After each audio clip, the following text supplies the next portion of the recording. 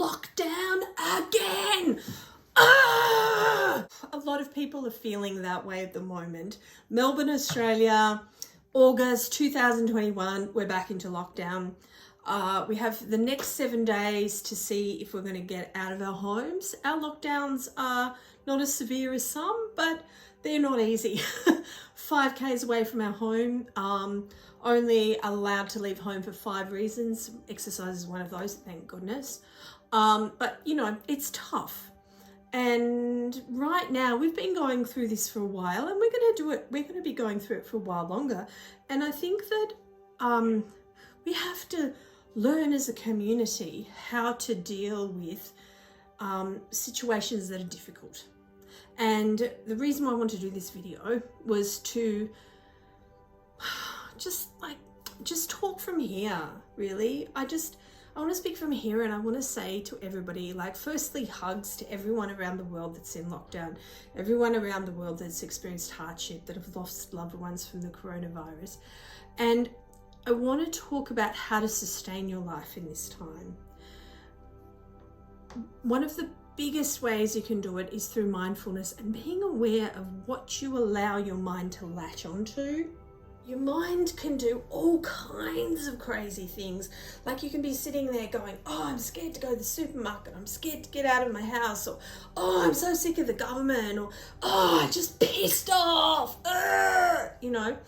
Now, all of those things enable they might sort of feel better in the moment, they might enable you to feel a little bit of relief, but what you're actually doing is creating this soup of hard stuff for yourself.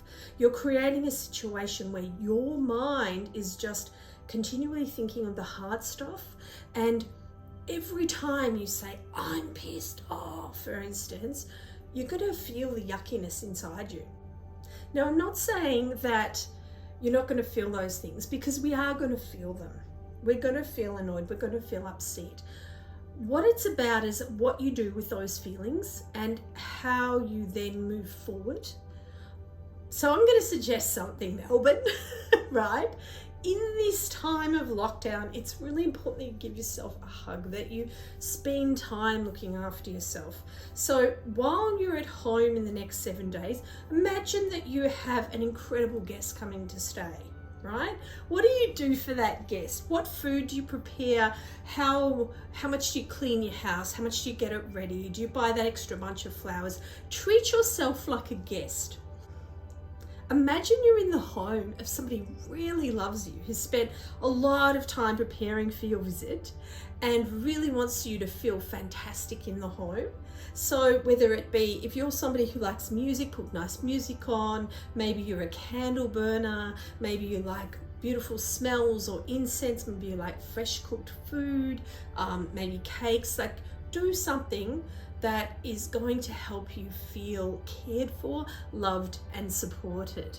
So I really suggest you do that. The other thing is, if you're feeling frustrated or upset, write it all down on a piece of paper and either like toss it in the bin and like, all right, I'm done with those feelings. Or if you can go outside and you can use a pan or something safe to burn that thing and just burn it away and just like send it up to the gods, you know, like, off you go and let it go. Because sometimes I think the act of writing what we're feeling down on paper actually helps us get it out and like, bleh. The other thing I suggest, Melbourne, is that you're aware of how you're feeling, because it's very easy for dark, hard feelings to creep up. And if you're not used to being aware of how you're feeling and being able to really clock it, you'll find yourself getting dark pretty quickly in these times. So my suggestion is that you work really hard, you wait, you try and find friends, you try have someone you can check in with at least once or twice a day, especially if you're on your own, and just spend time gathering community, phone, internet, you know, Zoom, FaceTime, Facebook Messenger, I mean, there's so many different apps and things you can use. And if you are by yourself and you don't have access to those things, you might find that there's a neighbor you can do a bubble buddy with, or you can go and get a coffee just to have an interaction with another human being. So look after yourself, everybody. Stay safe. Hope some of these tips have helped you.